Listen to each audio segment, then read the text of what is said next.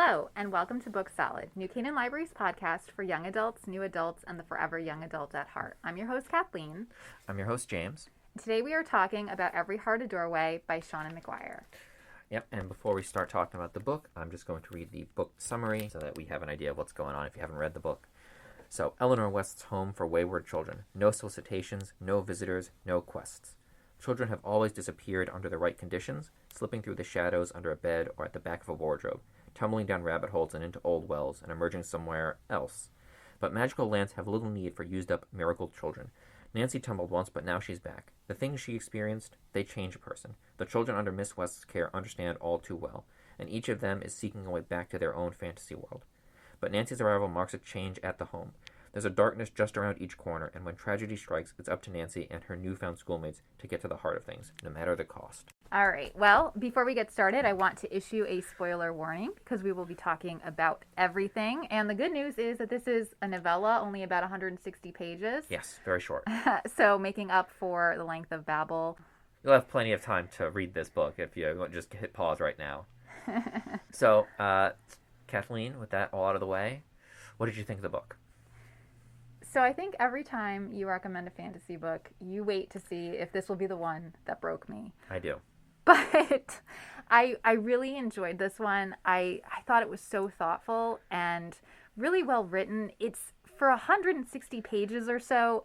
The world building is so well thought out and so incredible. And the characters are also, you really get to care about them. I think that they're not just there to further the plot, but they're people that have fascinating backstories and just a lot of pathos. I really felt invested in all of their stories. And so even though we don't get to visit the worlds technically, we just kind of hear about the worlds that all of these characters have come back from. They're so vivid and they're so interesting. I just thought it was really engrossing, and it, of course, also has murder, so that was really thrilling too. Yeah.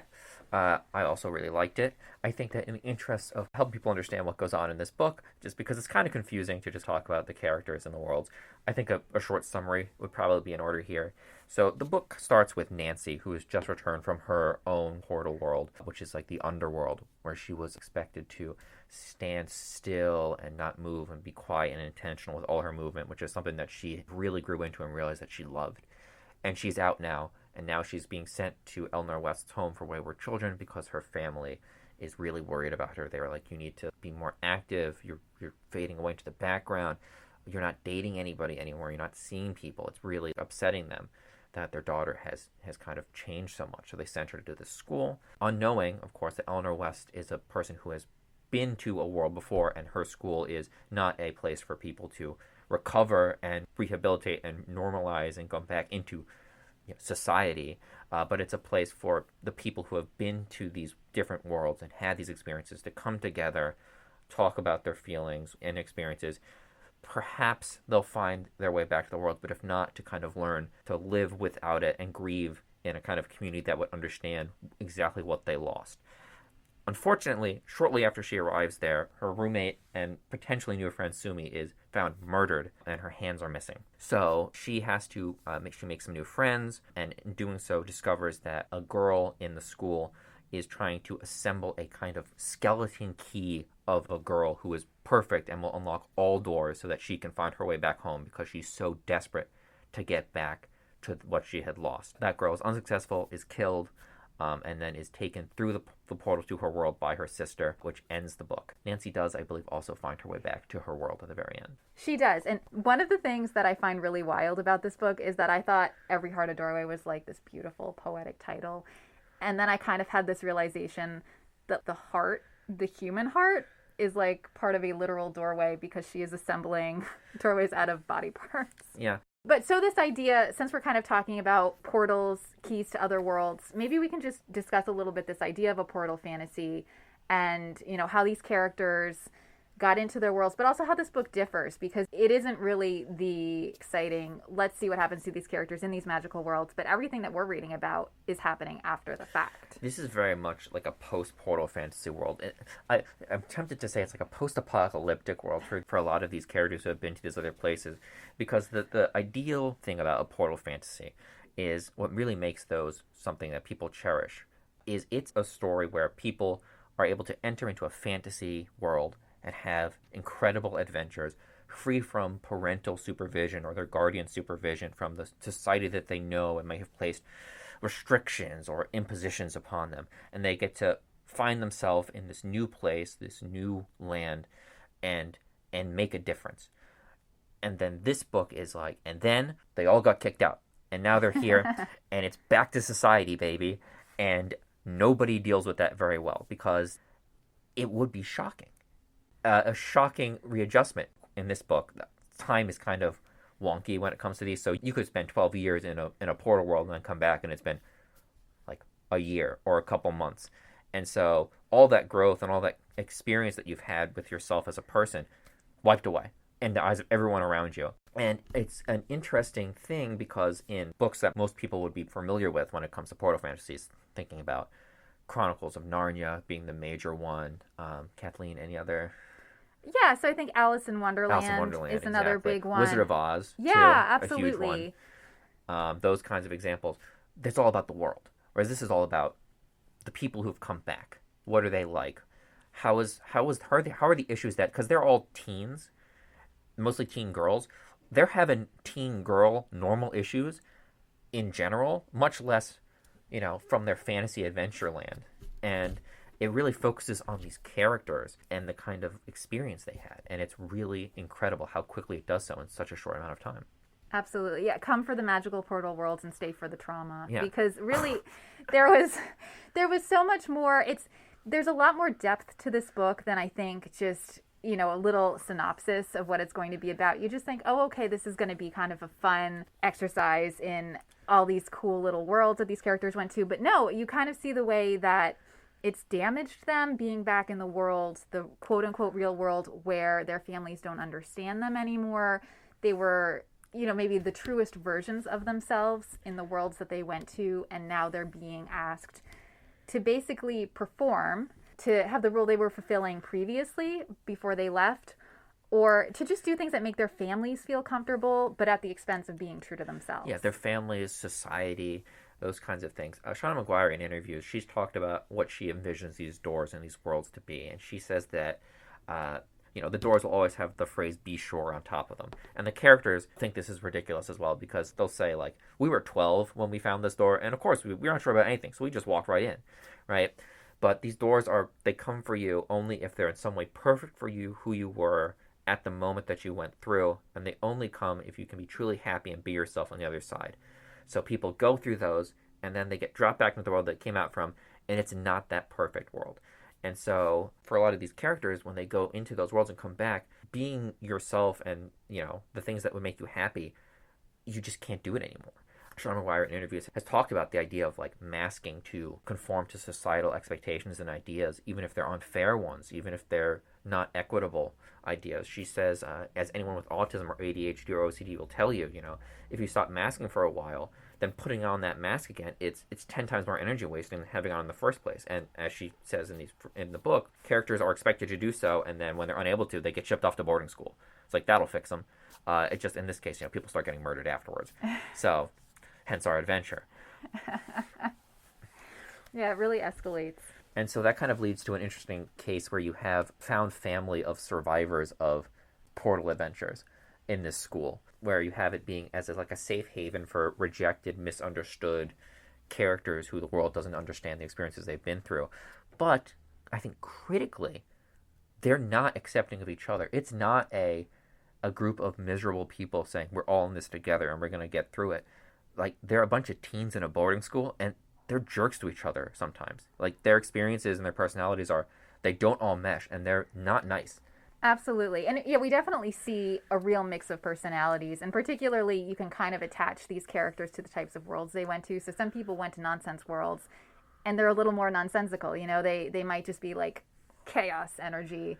And then there are other people who are very rational. Their rational worlds made them very good at standing still and kind of protecting their own vulnerabilities in a lot of ways too, for the super logical, rational worlds. Exactly. So we have Nancy coming in, and maybe a little logically, she is suspect number one because she's the new girl, and the murders didn't start until she shows up, and she went to the world of the dead. So it's it's not looking great for her. It's this really weird situation where she has all of these characters who don't really know her that well necessarily, and maybe they all would have been standoffish anyway, but now they're looking at her very suspiciously, and no one's saying we're all in this together. They're basically saying, I'm going to look out for myself. Yeah, the pressure's on. People are dying. If I die, I can't go back to the place I want to go to. I can't go back home. A lot of the characters refer to these portal worlds as their home, even though, that's not where they're from. They're from Earth or whatever, wherever this world is, Earth 1. And it's interesting, too, because some of them, have accepted that they're never going back to their world, that the doors don't open again for them. Some doors stay, some doors open up again, others don't. They're one-time deals. And some people have to just get over it and live with it. And that might mean having to learn how to do the masking again, which is just a heartbreaking kind of background current to this book. When people get murdered in this book, too, sometimes it will tell you about if their door was still around. And it's awful. I feel that you are referring to the tiny, tiny door. The tiny door, yes. That was just not noticeable. One of the characters, sadly, is murdered for her eyes. So one of the things that we kind of learn over the course of the murders is that these characters who are being murdered for specific body parts, and particularly the things about them that are special. So for this character, her eyes, they're very attuned to kind of the minutia of things because she lived in this weird like web world of like really tiny details and things like that. She had kind of like insect eyes, sort of like focusing on stuff. And so she kind of loses that as the murderer tries to assemble her own, key to get back to her world. It's just, it's some gruesome stuff. So that's clearly somebody who has not accepted their return. That's kind of someone whose experience has broken them in a lot of ways. But what did you think of the characters in general? Are there any that stood out for you as having really interesting backstories or characteristics? Absolutely. So one character that I wanted to talk about, particularly because we're talking about how these characters in some way are still connected to their world, so a lot of them want to go back, but in a broader sense, they just want to remember the experience. So there are other schools where they could go to try to forget, but at this school, they really want to hold on to it and kind of readjust to the world that they're in without losing that experience. So one of the characters that I found the most interesting is this character, Cade, who went to like a fae, like goblin? A fairy world that was having like a war with a goblin king. Cade was taken there. The world took him so that he could fight in the war against the goblin king. So a lot of these characters, and maybe we can touch upon this later, but a lot of these characters are girls, young girls who are taken. And there's some rationale for why the doors specifically appear to them. But Cade is basically taken into this world under the mistaken assumption that he's a little girl. And, as he comes into his own and really learns about himself and becomes this great warrior in the Goblin War. And in fact, defeats the Goblin King and becomes the Goblin Prince. The Goblin King, dying, recognizes him for who he is and says, "You're the Goblin Prince. You're the heir." That is the moment that he is rejected by the world because they're like, no, that's not what we meant. We meant to get this little girl. And so it's such a weird thing. So one, he can never go back to this world. He never wants to go back to this world. Because it rejected him. Exactly. But then he goes back, and I think, he's probably not much older than when he left. And it's this whole struggle because then he's going back and his parents are thinking, here's our little girl back. And he's like, no, that's not who I am. And so they're kind of rejecting him on a different level. Yeah, they're just in denial about it. They're like, no, that's not true. That's not, this isn't who you are. And he is clearly saying, no, this is who I am. Like, I don't understand why you're not accepting this. And he's sent to boarding school to kind of figure it out. Luckily, Eleanor West is his aunt or something. Like, he's like a direct relation to her. And she's like, yeah, you can just stay here. And he's found a home in the school. He's kind of devoted himself as like a caregiver to these other students who have gone through experiences where he can relate to, the experience of having that kind of freedom and discovery of themselves. But he doesn't necessarily relate with wanting to go back because he knows that world rejected him. Exactly. He's a fascinating character. He is, yeah, because he's very welcoming to Nancy. He's a great character as kind of a pathway into this story, and we have the understanding that he'll probably take over this home after Well, after Eleanor possibly goes After back. Eleanor goes back, yeah, there's a lot of really tragic kind of backstories happening as the book goes on. I think Nancy's also a really interesting character because she's asexual, Hmm. which is not super common in a lot of books that you read, and even more uncommon. She's asexual, but she's not aromantic, Right. which means that she is not interested in any kind of really sexual activity or things like that. But she understands and appreciates beauty. She likes flirting. She understands flirting as a kind of really fun thing to do, as a way to relate to people and have fun. But she just doesn't like the things that come after that. And the book treats that as, a perfectly respectable position. The book doesn't make any kind of value judgments against any characters for any of their personal identities. Some characters suck. Some characters are just bad people and have bad opinions and are not good. But the book isn't like, and that makes them bad. The book is very much accepting of all these identities and has a really good, diverse characters from different backgrounds. And it's a really just kind of lovely story about these people trying to recover from something and find some kind of community. And yeah, there's also the murders that happen. Yeah, Murder. which kind of I doesn't feel help. I feel like we're leading up to more murder talk, but yeah, so I do really like that it is such a diverse group of characters, and it really does explore them. I don't know if exactly equally, but in a way that I do get a sense of everyone. And there are, spoilers, a lot of other books in the series, so you can Yes. kind of dig into these other characters. But yeah, so it doesn't have to be like everything's great, everyone gets along, but if the characters are bad people, hey, they're just bad people. It's not a judgment call. It's just a judgment call on them being jerks. Yeah.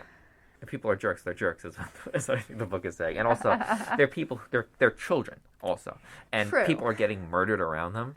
So the stress is real. People are lashing out and acting out in ways that are maybe not showcasing their best selves. It is a tense situation. Yes. And we are on Nancy's side, so I do feel bad that she is kind of the suspect. And they're also looking at these two characters, Jack and Jill. So Jack is very scientific and methodical, Reserved. and was maybe working with dead bodies in the world that she came Big from. Frankenstein vibe. So maybe a logical choice. Again, this is maybe someone you would look at a little side eye, like, I don't know, but And Jill's the murderer. but that's the fun twist, because don't let people put you in a box. Yeah. She likes the frilly dresses, and no, but she can still murder. She's out there for getting back to her home, no matter what the cost. Thinking about this book, I think one of the things I appreciated most about it was, the characters, the kind of world building that's done. It makes you excited for any kind of future installments, because you don't actually get to visit these worlds, and you're like, maybe in the future I'll be able to see what these are like. Great kind of building to that. And in fact, in the second book, that is where we see Jack and Jill's world. So if you're interested and you want to continue, Yeah. you want to see this horrible place that they lived, just keep continuing with the series. Yeah, but I mean, other things that I guess mentioned. You had mentioned earlier that there's reasons for girls going to these worlds and why there's mostly girls at these schools. Do you want to mention about that more specifically? One of the things I really love about this book is it'll be like one sentence or two sentences, and it's the most devastating thing you've ever read. Yes. Oh, great gut punches in this one. And you think, well, how much of that could there be? But it's all baked into there. It's really woven in a really elegant way. But it's just like all of these things are all well thought out. But then they're just like total bummers. So, for example, early on, Nancy notices that there are a lot of girls at the school, and in fact, it seems like maybe there aren't as many boys going to these magical worlds, finding these doors. And the explanation she's given is that girls can disappear pretty much without a lot of fanfare. They're easier to lose track of. So the idea is that, maybe a boy is loud and boisterous, and if someone hasn't heard from him in like 15 minutes, they're like, uh-oh, something's up. And they go looking for him, and, they drag him back, and he never even gets a chance. There's no door that's going to appear. But then a girl, I don't know, she's just like, you put her in a corner and you forget about her, and she's just gone, right? Like, it's just like, oh, one afternoon we kind of stopped thinking about her, and then a door appeared, and then I don't know. Yeah, so societally, maybe there's more acceptance of sometimes girls just go missing. Sometimes it just happens, and we just kind of accept that. And the book angrily shines a spotlight on that, and as it's barreling towards its conclusion, because it's a novella, it's short, and it's just occasionally it will just shine a really harsh spotlight on some aspect of society that the author, Seanan McGuire, feels like this is an issue. And then she ties some of those issues into her world building in a way that is devastating and also kind of just fascinating. It's a good novella. It really is. I was blown away by how thoughtful and how deep it gets into all of these issues and all of these worlds. All of the details that I think there wouldn't be time for, even in just like a few sentences or a few paragraphs, I get this sense of a whole world. I get this sense of a whole situation, a whole character that I didn't have previously. Like she really has this economy of words, but I don't even feel like it needs to be longer.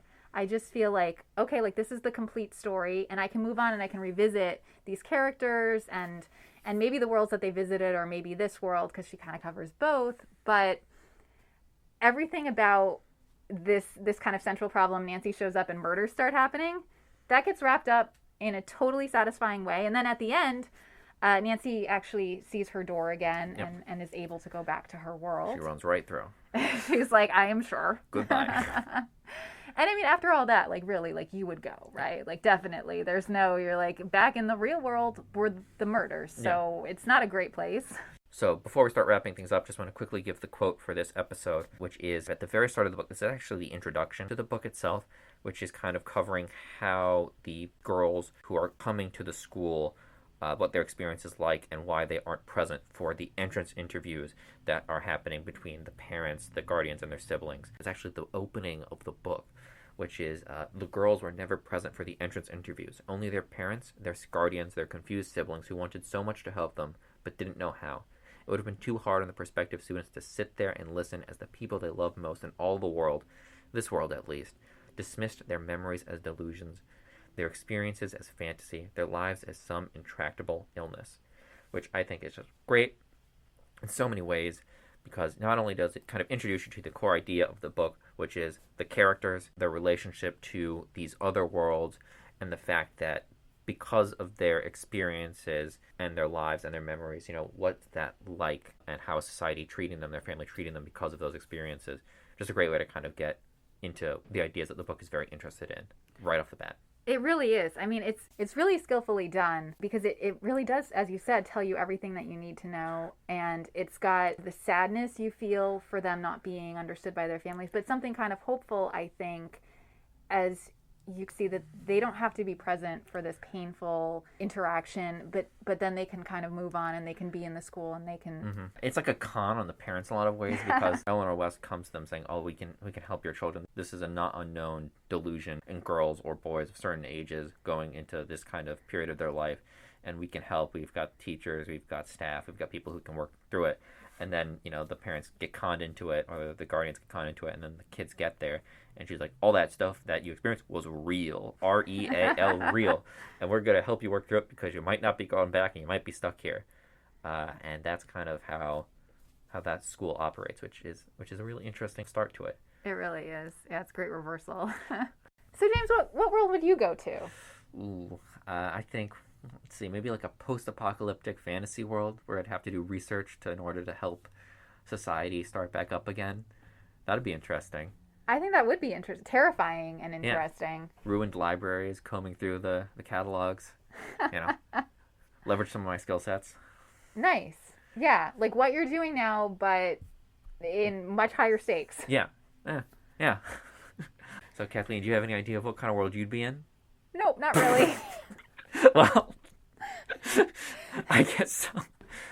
I don't think that many of the characters of these books chose what world they would go to either. So That's I guess true. It's really kind of this is how little self-knowledge I have that I wouldn't know until the door appeared, and I would go through it. I would absolutely go through it, and I would be like, let's see about this. You'd land in the moors, and it's like, all right, here's your scalpel. Get Frankenstein in.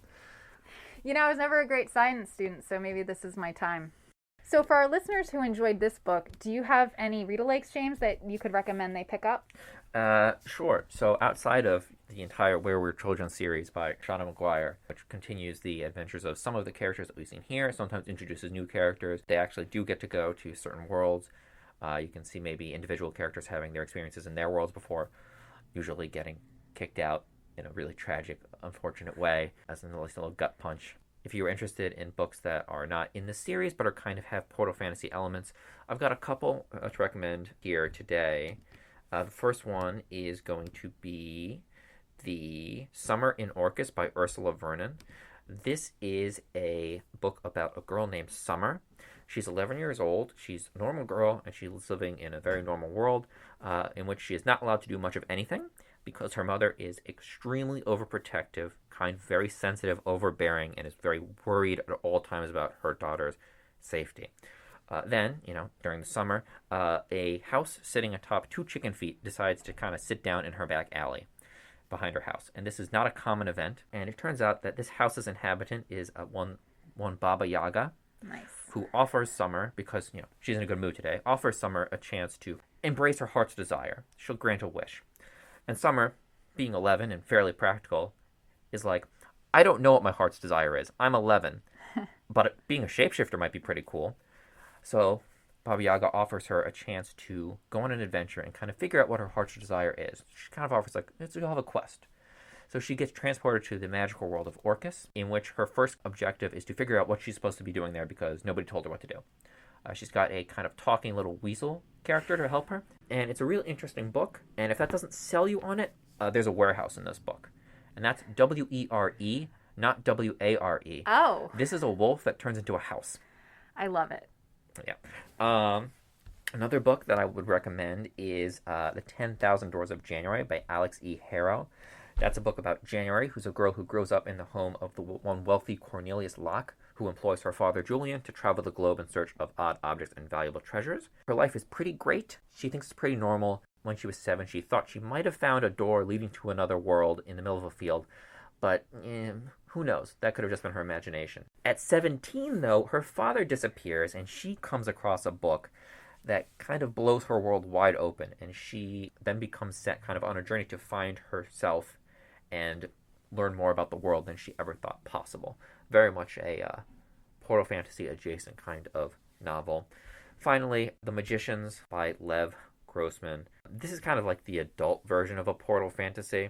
A little bit of Harry Potter in here too. It's about Quentin Coldwater, a 17-year-old high schooler. Like most kids in his world, he's read the book series Fillory and Further, which is about a group of children who discover a magical land and have adventures there. But then instead of, going to his college interview, he gets snatched up and given the chance to interview to be in North America's only magical school, which has secretly existed this whole time. The portal fantasy comes later, after graduation, in which he and some of his classmates discover that Fillory is real, and you can absolutely go there, and they do. That's a dark novel. It's a series. Quentin is a divisive character. He's not nice. He's not a nice guy. All right. But those are the recommendations I've got.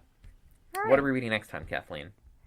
Well, if you didn't get enough murder in this book... No. If you didn't get enough murder in this book, next time we are reading A Good Girl's Guide to Murder by Holly Jackson. I picked this book for a few reasons, and only one of them was to torture you. Okay. I think you'll like this one. It's a lot of fun. So it's like a multimedia kind of book. So it features transcripts, diagrams, emails, messages, sorts of things. And it's set in Fairfield County. Oh. And there's actually some important scenes that take place in New Canaan. The Local Connection. The Local Connection by a British author. Well.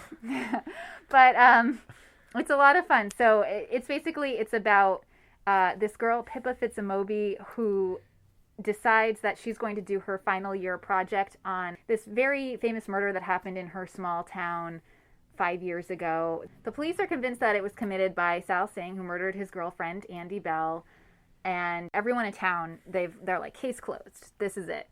But Pippa's not so sure, so she starts to uncover some of these secrets. She teams up with Sal's younger brother, Ravi, and they're going to find out the truth.